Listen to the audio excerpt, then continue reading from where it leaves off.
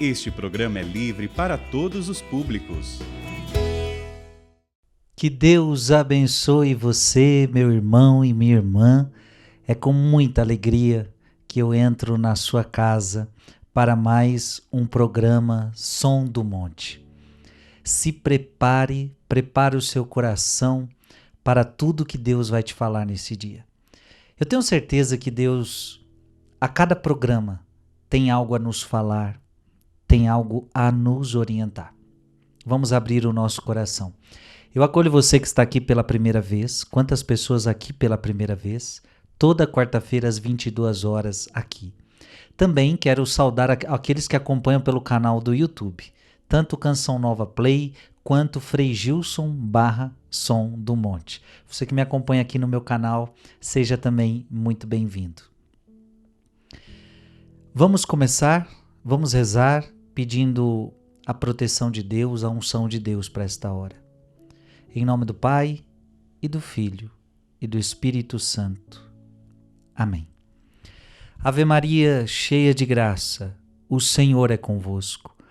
Bendita sois vós entre as mulheres, e bendito é o fruto do vosso ventre, Jesus.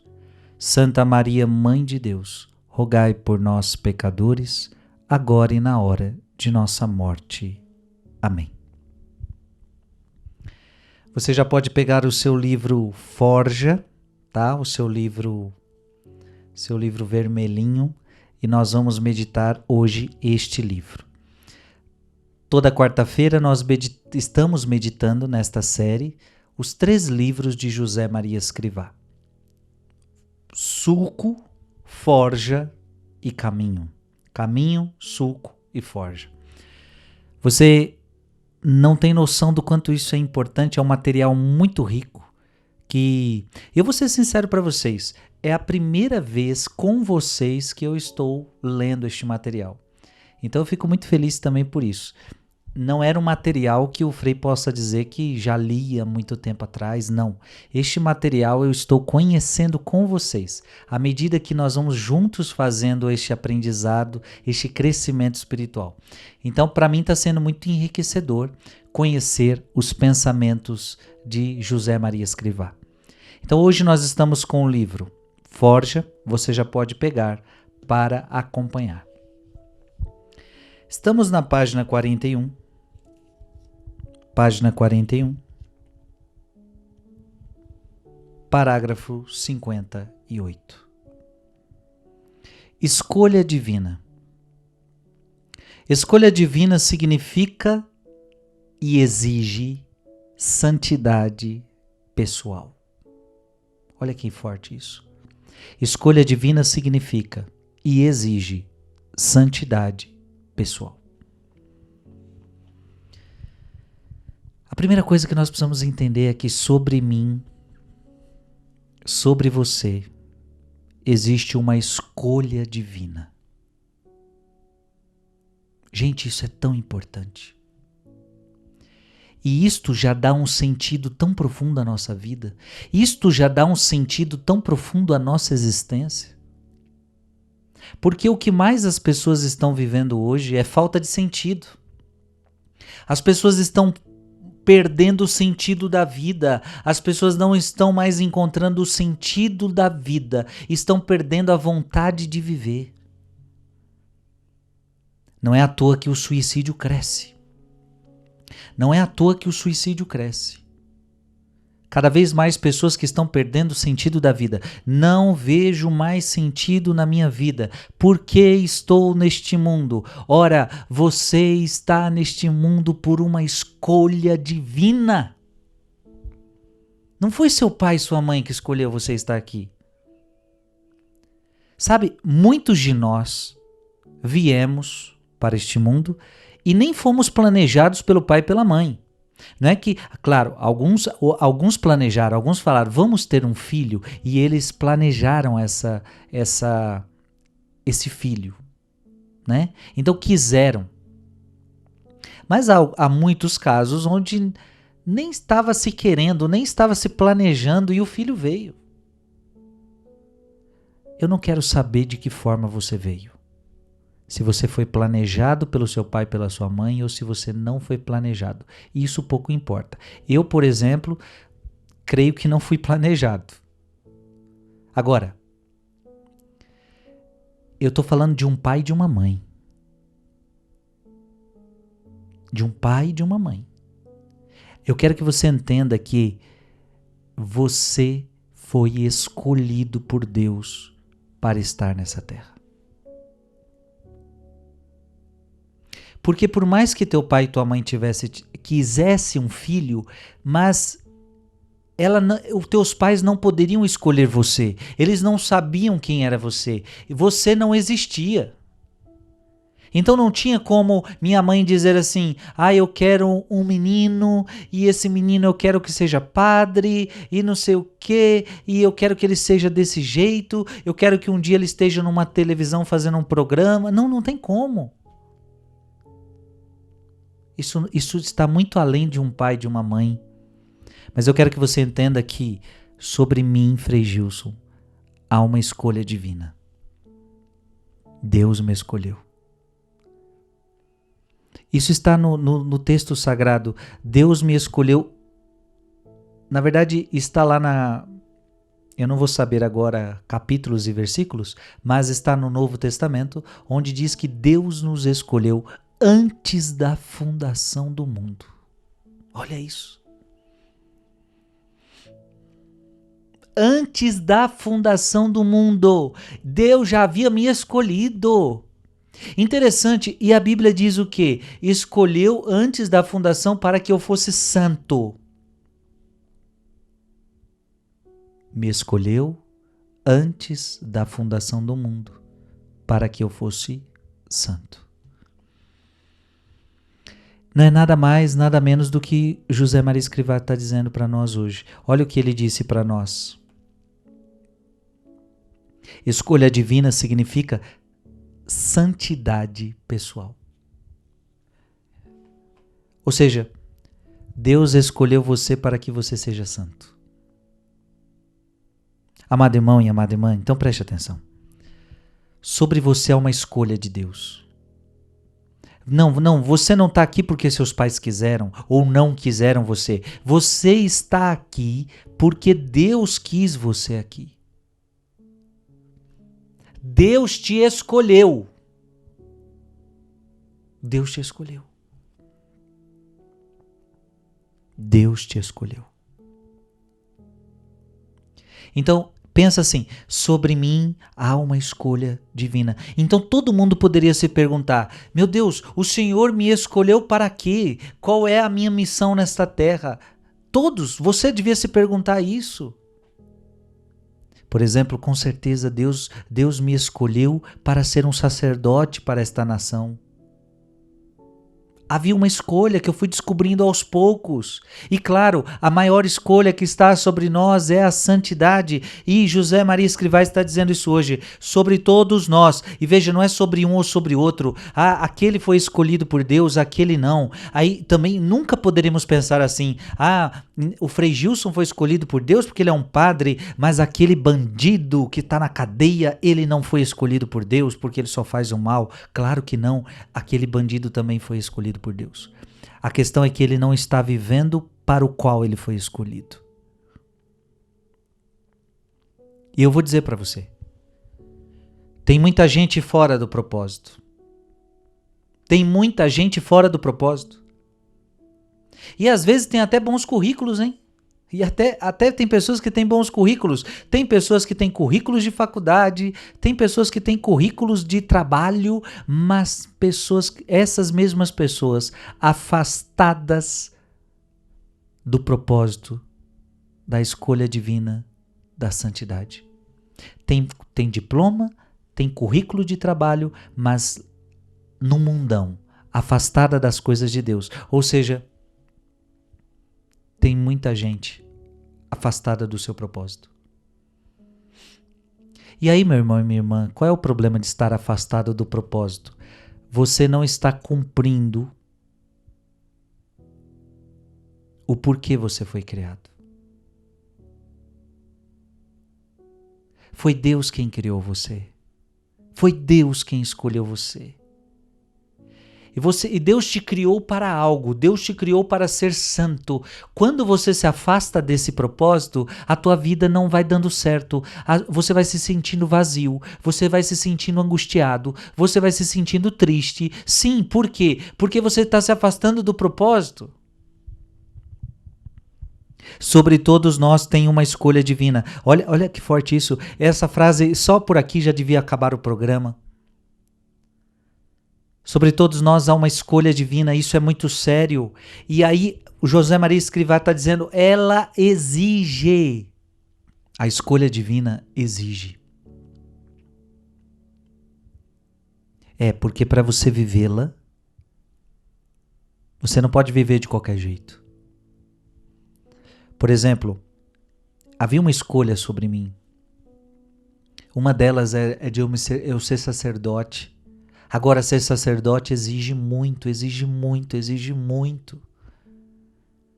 Se eu parar para te falar aqui tudo que é exigência na vida de um padre, você ia ficar de boca aberta. Talvez algumas coisas você sabe, outras você não sabe. Mas também tem exigências na vida de um casal para ter uma família.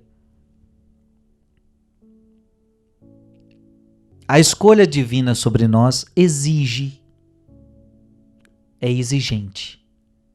E o que mais exige? Exige santidade pessoal. Gente, que fantástico. Ou seja, há uma escolha de Deus sobre você. Há uma escolha de Deus para a tua vida. Só que esta escolha de Deus, ela exige santidade pessoal. É assim. O que é a santidade? É você ajustar a tua vida com a vida de Deus. Porque se você não fizer isso, a escolha divina, os projetos divinos para você não vão acontecer. Não vão acontecer como deveria acontecer. Então, quando é que os projetos de Deus melhor acontecem em nós? Quando nós vivemos a santidade pessoal. Quando nós decidimos abandonar o pecado, quando eu decido abandonar o pecado, eu vou me ajustando cada vez mais ao projeto que Ele tem para mim. Quanto mais santo eu for, mais eu vou me ajustando à escolha de Deus. Quanto mais santo eu for, no meu cotidiano, no meu dia a dia, mais eu vou entrando na vontade de Deus. E esta escolha divina vai se tornando realidade. Ou melhor, Deus te escolheu, né? Mas os planos que Ele tem com essa escolha vão se tornando realidade. Gente, isso é fantástico. Eu gosto de pensar isso. Deus me escolheu.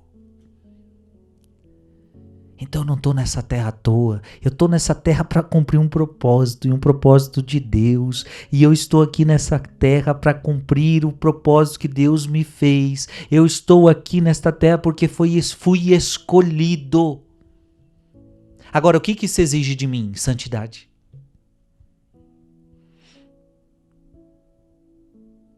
Porque senão a coisa começa a desandar. Página 41, parágrafo 59.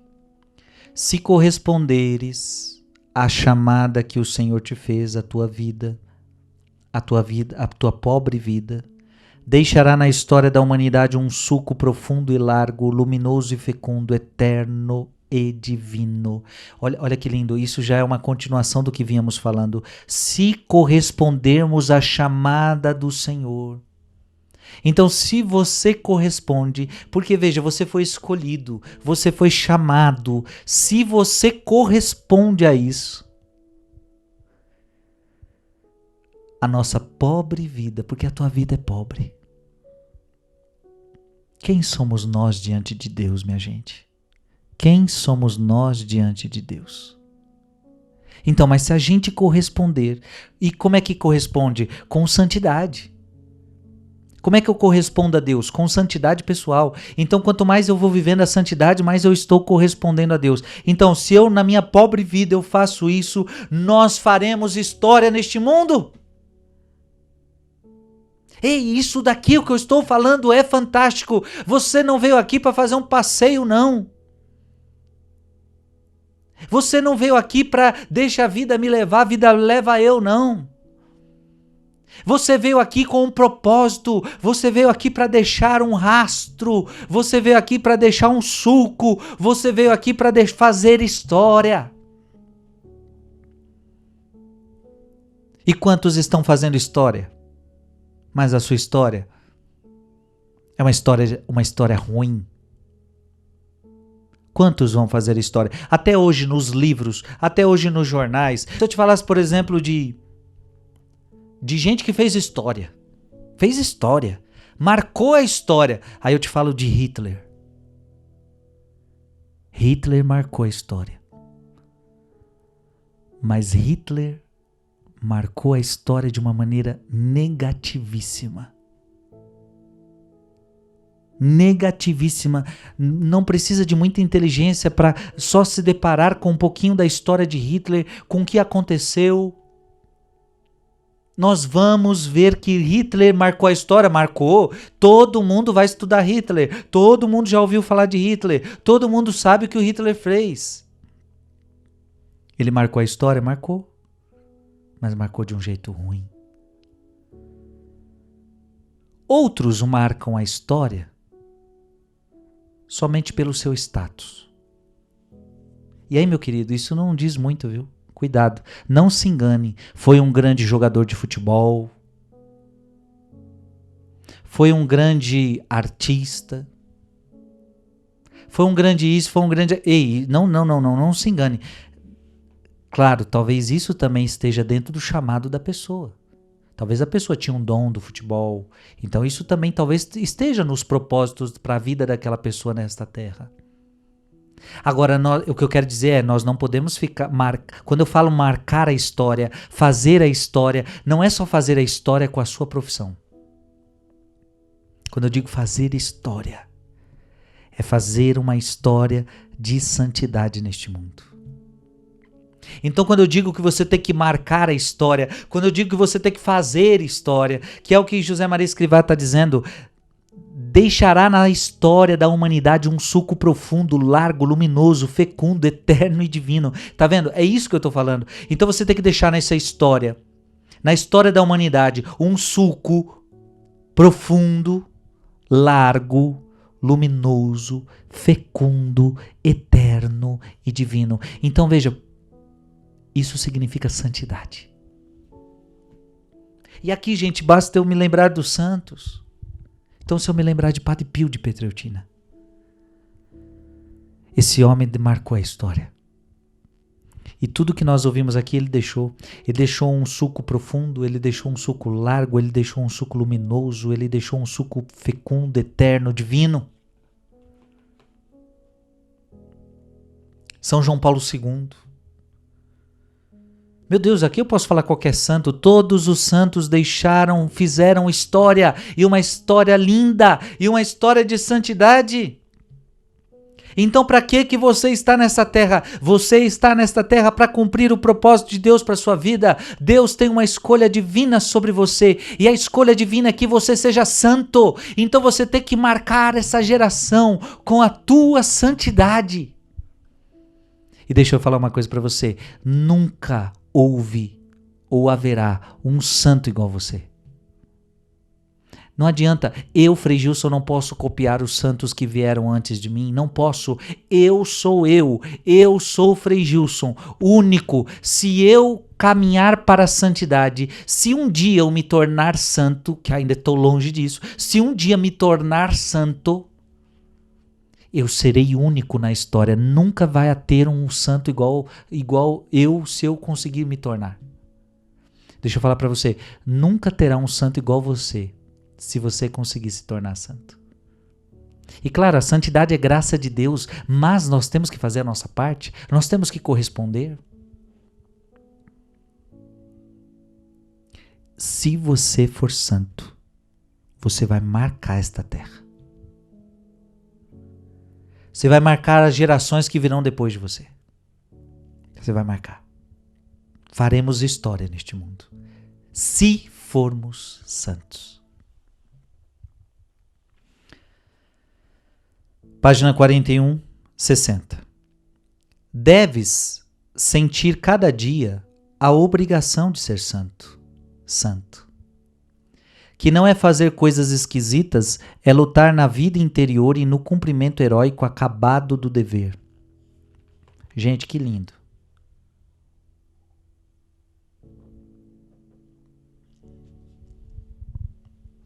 Deves sentir a cada dia a obrigação de ser santo. Todo dia você tem que pesar isto. Eu tenho a obrigação de ser santo. Assim como você tem a obrigação muitas vezes de ir para o trabalho, assim como você tem a obrigação de cumprir aquela tarefa, você tem obrigação de ser santo. Frei, eu sou obrigado? Sim. Claro, não é um obrigado escravizado. Não é isso que eu estou querendo dizer. Todo mundo é livre para querer ser santo ou não querer ser santo. Mas você é obrigado por quê? Porque Deus deu tudo o que você precisa para ser santo. Então é como se Deus te deu tanto no seu batismo que você tem a obrigação de ser santo. É assim, você não tem desculpa para não ser santo. É isso que eu quero dizer. Você não tem desculpa para não ser santo. Você não pode dizer para Deus, Deus, eu não consegui ser santo porque me faltou isso. Não te faltou nada. Eu dei tudo que você precisava. Eu morri numa cruz por você. Eu enviei o Espírito Santo. Você foi batizado, você recebeu dons, você recebeu graça, você comungava, você confessava. Eu te dei tudo. Você era obrigado a ser santo. Precisamos sentir a cada dia a obrigação de sermos santos. Você está entendendo? Você que está escutando isso agora.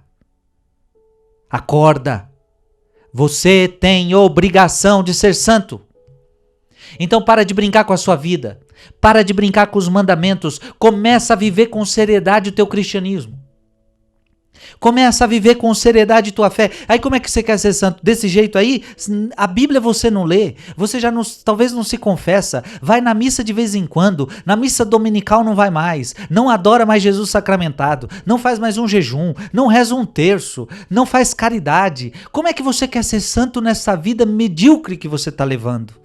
Guardando mágoa no coração, com coisas mundanas, vivendo uma vida de pecado. Ei, acorda! Você tem a obrigação de ser santo. Estou falando para mim em primeiro lugar.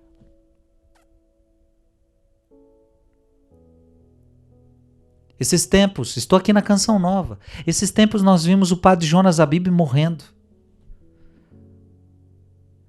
Mas é unânime. Olha todo mundo que foi para o seu velório, olha todo mundo que o conhece, olha você que acompanhou o Padre Jonas Abib, todos nós temos somente um sentimento. Eu não conheço ninguém que fala, Padre Jonas não foi tão santo assim como vocês estão dizendo, não. Eu não encontro um. E claro, deve ter as pessoas que sabiam os seus limites, sabiam das suas fraquezas, mas até mesmo estas pessoas dizem que Padre Jonas exalava santidade. Foi unânime ver no seu velório todo mundo reconhecendo que aquele homem morre com fama de santidade. Sobre o Padre Jonas Abib havia uma escolha divina.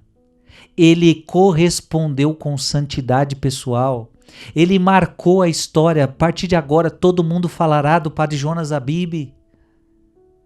Porque ele marcou a história com santidade. Ele sabia que ele tinha a obrigação de ser santo e ele dizia isso nas suas pregações. Ele era consciente disso. E foi até o fim, lutando para ser santo. E na minha opinião, ele conseguiu. Ele chegou lá. Ele cumpriu a meta. O que é ser santo? São José Maria Escrivá está dizendo para nós, ser santo não é fazer coisas esquisitas. Porque talvez quando a gente fala ser santo, você pode pensar, mas o que eu tenho que fazer para ser santo? Ei, você não precisa fazer coisa esquisita. Até porque às vezes você lê a vida dos santos e parece que algumas coisas são meio esquisitas, né? Cada santo tem uma coisa que ele fazia, o outro dormia de um jeito, o outro fazia aquilo, e algumas coisas, hoje para nós, claro, temos que entender que o santo estava no seu tempo, né? Mas hoje para nós, algumas coisas são como esquisitos. Mas veja, eu não estou dizendo que eles faziam coisas esquisitas. Não estou dizendo que os santos faziam coisas esquisitas. Porque ser santo não é fazer coisas esquisitas. Eu estou tirando isso da tua cabeça, que ser santo é ser esquisito. Não, ser santo não é esquisito. Não é ser um ser alienado. Entendeu? Não é ser um ser alienado. Não é ser um ser esquisito. Não é aquele ser onde as pessoas vão olhar para você e vão dizer, nossa, mas que ser estranho. Olha como ele é esquisito. Não. Ser santo é a luta constante contra o pecado. Então é uma luta na vida interior. Ser santo é uma luta contra o pecado. Tirar o mundo de si, esvaziar-se de si mesmo, esvaziar-se do mundo, esvaziar-se das obras do demônio. E ao mesmo tempo se encher de virtude, se encher da graça de Deus, se encher de santidade, se encher do Espírito Santo. É luta no cumprimento heróico, acabado do dever. Então todo mundo recebeu de Deus um dever. Ser santo é cumprir o seu dever. Eu estava dizendo Padre Jonas Abib cumpriu o seu dever. Sendo sacerdote, sendo fundadora da Canção Nova, fazendo tudo o que ele fez. Ele cumpriu o seu dever. Ser santo é isso, é cumprir o seu dever. Sabe, no meio deste processo de cumprir um dever, pode ter havido fraquezas, limites, porque a gente é limitado. Mas o importante é que a gente cumpra o nosso dever com a maior perfeição possível. Como São Paulo, combati o bom combate, completei a corrida, guardei a fé. Isso é santidade. É luta no cumprimento heróico, acabado do dever. Como Cristo na cruz, tudo está consumado. Eu e você, no final da nossa vida, nós também temos que fazer o último respiro dizendo, tudo está consumado. Ou, em outras palavras, eu cumpri o meu dever. Eu fiz tudo o que eu tinha que fazer. Francisco de Assis, quando está morrendo, essa era a preocupação dele, se ele tinha cumprido o dever dele. Interessante porque Francisco de Assis, ele dizia, ele morre numa crise dizendo, eu acho que eu não cumpri o meu dever. E os irmãos de Francisco dizem, não, Francisco, você cumpriu o seu dever. Olha isso, o mundo foi evangelizado, tantas coisas que você fez. Mas ele dizia, não, parece que eu não fiz nada, parece que eu não fiz nada. Ele era tão santo que ele não conseguia nem enxergar as coisas boas que ele tinha feito. Mas Francisco de Assis cumpriu o seu dever. E as pessoas vão perceber que a gente está cumprindo o nosso dever. E só Deus, na verdade, vai poder saber se a gente cumpriu ou não o nosso dever. Deve sentir a cada dia a obrigação de ser santo. Página 41, 61. A santidade não consiste em grandes ocupações, consiste em lutar para que a tua vida não se apague no terreno sobrenatural, em te deixares queimar até a última fibra, servindo a Deus no último lugar ou no primeiro, onde o Senhor te chamar. A santidade não consiste em grandes ocupações. Então veja, para ser santo, você não precisa ter um alto cargo. Para ser santo, você não precisa ter uma grande posição na sociedade. Não. Não consiste nisso. Então não significa que quem é médico pode ser mais santo do que quem é lixeiro. Não, o lixeiro pode ser tão santo quanto o médico. E o lixeiro pode ser até mais santo do que o médico. Não. Você se ocupa do sacerdócio, então você é mais santo que nós. Não. Não é questão de ocupações, não é questão de cargos. Não. A santidade não é isso. Então o que eu quero dizer é que você pode ser santo onde quer que você esteja, onde quer que você more, qualquer que seja a sua profissão. Você é jogador de futebol, você pode ser santo jogador de futebol. Você é enfermeira, você pode ser uma santa enfermeira. Você é médico, você pode ser um santo médico. Você é padre, você pode ser um santo padre. Você é um dançarino, você pode ser um santo dançarino. Você é músico, você pode ser um santo músico. Você está entendendo? Não importa a sua ocupação. Claro, desde que a tua ocupação não seja um pecado. Por exemplo, se você me disser assim, então eu vou ser uma santa prostituta. Não tem como. Não tem como. Não tem como porque esse cargo, essa profissão que dizem que é profissão, é algo pecaminoso por si só, na sua essência. Então aí não tem como. Agora, se é uma profissão justa, se é um cargo justo perante Deus, perante a lei de Deus, não perante a lei dos homens, perante a lei de Deus, o exemplo que eu dei é pecaminoso. Então não tem como ser santo nesta condição.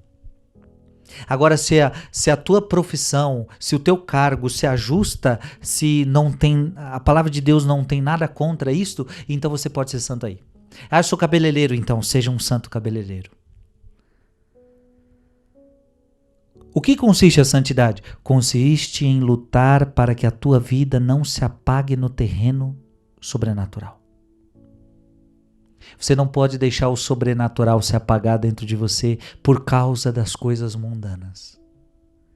Consiste em te deixares queimar até a última fibra, ou seja, consiste em você se dar inteiramente a Deus, até a última gota,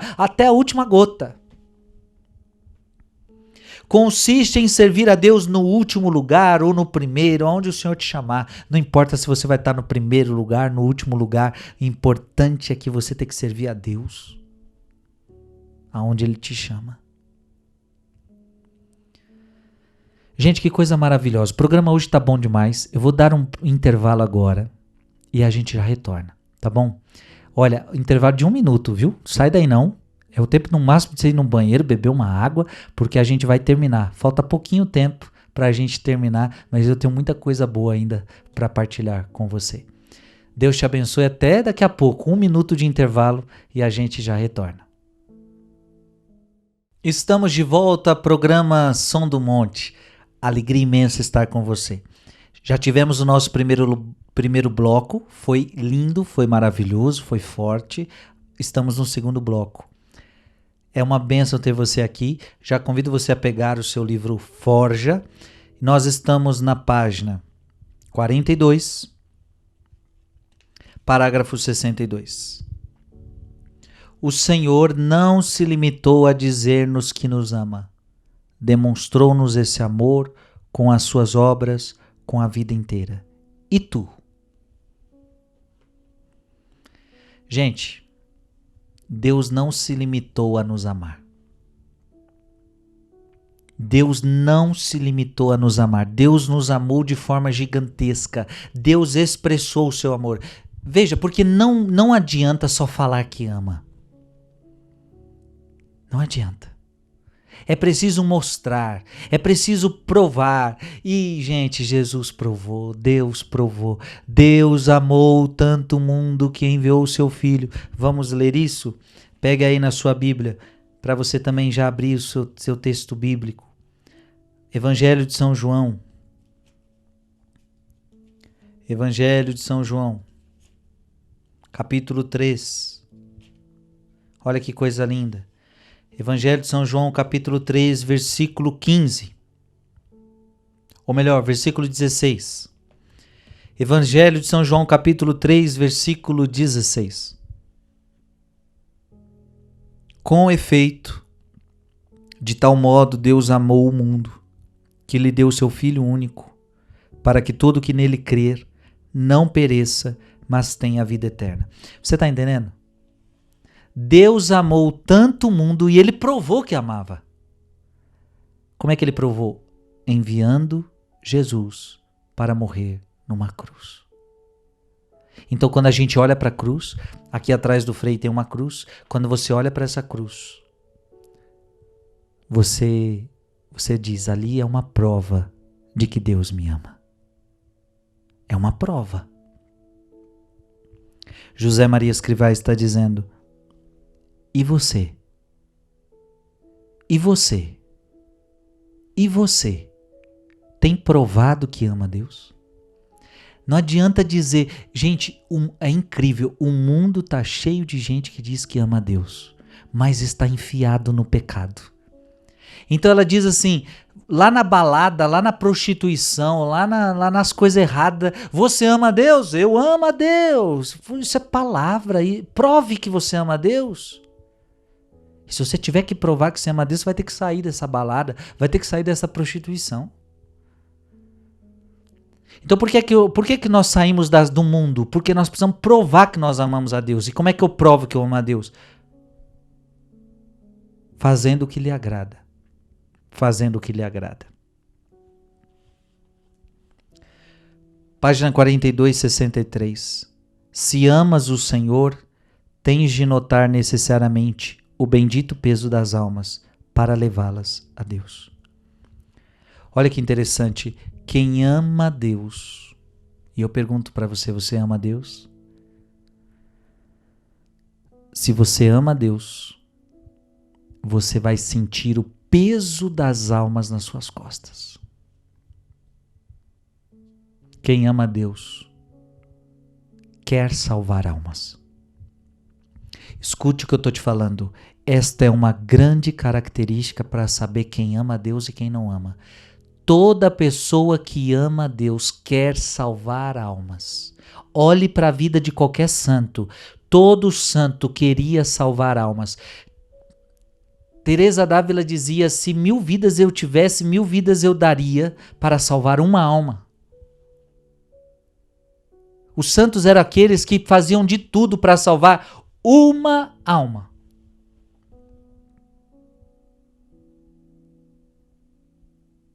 Então tudo que eu faço, eu tenho que pensar em alma. Pode ter certeza, eu tô aqui gravando isso aqui para você, eu tô sentindo o peso das almas nas minhas costas. Então eu faço isso para salvar almas, eu faço isso para salvar almas. A gente precisa viver assim, esse é o conselho. Quem ama Deus sente o peso das almas, quer levar as almas para Deus. Então, como eu amo a Deus, eu quero levar mais gente para Ele. Eu sei que com isso estarei fazendo Ele feliz. Então, lute pelas almas da sua casa. Lute pelas almas da sua família. Lute pela alma dos seus amigos. Porque se você ama a Deus, você tem sede de alma. Você faz tudo para ganhar uma alma. Você reza rosário. Você faz penitência. Você oferece missa. Você conversa. Você dialoga. Você reza. Você não desiste de alma. Isso é muito importante. Página 42, 64. Para quem quer viver de amor, com maiúscula, o meio termo é muito pouco. É mesquinhez, cálculo ruim. Para quem quer viver o amor, o meio termo não é possível. Você quer viver o amor? O amor é Deus. Você quer viver o amor, então não dá para você viver no meio termo. Não dá para você viver uma vida rasa. Não dá. Se você quer amar, se você quer viver o amor, se você quer amar a Deus, se você quer, então você não pode viver na mesquinhez.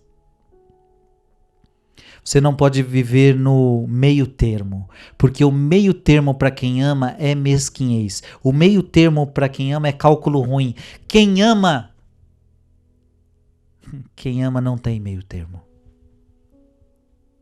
É por isso que quando Pedro pergunta para Jesus, Jesus, quantas vezes eu devo perdoar o meu irmão? Até 7 vezes. Veja, Pedro era mesquinho. Pedro ainda não entendia o que era amor. Aí Jesus fala, Pedro, se você viver o amor com letra maiúscula, você vai entender que não tem meio termo. 7 vezes, não, 70 vezes 7. Você vai viver o amor, ele é exagerado. O amor é quente. O amor não é nem frio nem morno. O amor é quente. Não existe meio termo. –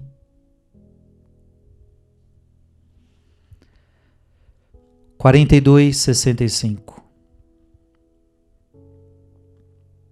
Esta é a receita para o teu caminho de cristão. Oração, penitência, trabalho sem descanso, com um cumprimento amoroso do dever. Olha que interessante, hein? Você prestou atenção nisso? Prestou atenção?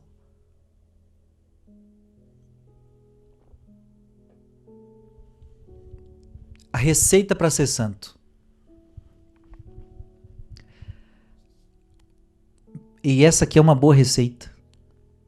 Receita para ser cristão. Receita para ser santo. Primeiro, vida de oração. Não tem como você ser santo se você não reza. A primeira coisa que você precisa entender, quem quer ser santo precisa ser uma pessoa de oração. Gente, não é rezar um dia sim, um dia não, não. É ser uma pessoa de oração. Todo tempo em oração. Todo dia em oração. Rezar, como a Bíblia diz, rezar sempre, rezar sempre, rezar sempre, orai sem cessar. Isso está na Bíblia. Orai sem cessar, orai sem cessar, orai sem cessar. Interessante, todo sacerdote ele tem um livro que ele tem que rezar todo dia, se chama Liturgia das Horas. E só nesse livro ele tem 7 orações para fazer todo dia. Se ele rezar completo. O que a igreja está convidando o padre? Padre, reze sem cessar, reze sem cessar, reze sem cessar. E isso fora a missa, fora as outras coisas. Então, ou seja, padre, reze sem cessar. A igreja quer fazer o padre entrar no movimento de oração. Interessante, a igreja pede para a gente fazer uma promessa que a gente vai rezar. Promessa, eu prometo que eu vou rezar. A igreja está falando, promete, padre, que você vai ser um homem de oração. Porque se você não rezar, padre, você não vai se salvar e não vai salvar os teus fiéis.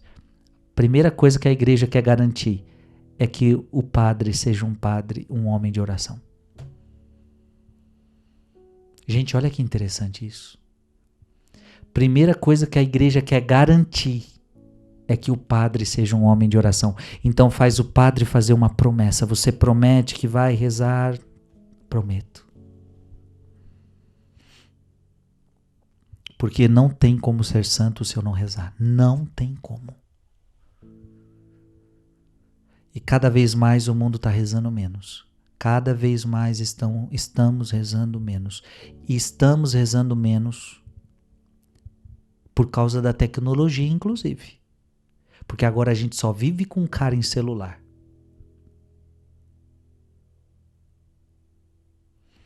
Isso vai tirando a nossa vida de oração. E cuidado.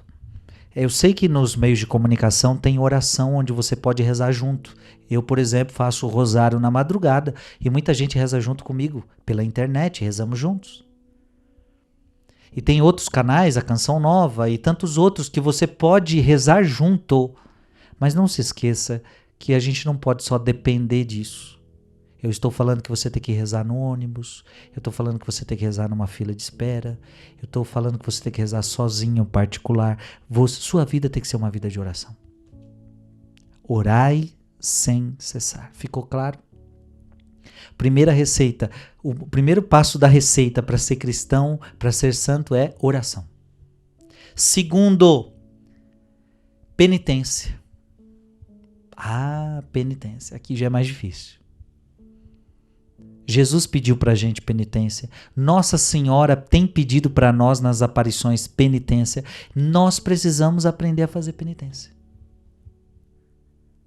A penitência vai mortificando as nossas vontades próprias. A penitência vai nos santificando. A penitência vai nos exercitando para a santidade.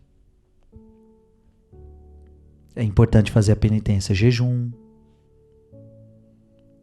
Não comer aquilo que você gosta toda vez. Não sei. São várias as penitências. É preciso fazer penitência. O anjo de Portugal, ele pega uma espada e grita para o mundo: penitência, penitência, penitência. Para salvar a cidade de Nínive, Jonas tem que pregar: penitência, penitência, penitência. Isso é muito importante. Oração, receita, oração, penitência, trabalho sem descanso. E aqui nós temos já o famoso ora et labora, trabalho e oração. São Bento entendeu que era essa que deveria ser a vida de um monge. O monge devia orar e trabalhar, não só rezar, não só trabalhar. Rezar e trabalhar, sem descanso. Ou seja, o que é esse sem descanso? Eu não posso tirar nenhum domingo para descansar? Não, não é isso. Sem descanso você não pode estar em nenhum momento relaxado na vida espiritual. Você não pode estar em nenhum momento entregue à preguiça espiritual. Não, todo momento você tem que estar no cumprimento da vontade de Deus. Ora et labora. Orando e trabalhando. Orando e trabalhando. Isso é muito importante. Orar e trabalhar. Mas eu não sou monge, Frei. Não, mas não precisa ser monge, não. A tua vida também tem que ser isso. Trabalho e oração, trabalho e oração. Ora et labora, ora et labora, ora et labora. Sua vida não pode ser só trabalho. Sua vida não pode ser só descanso. Ou melhor, só oração.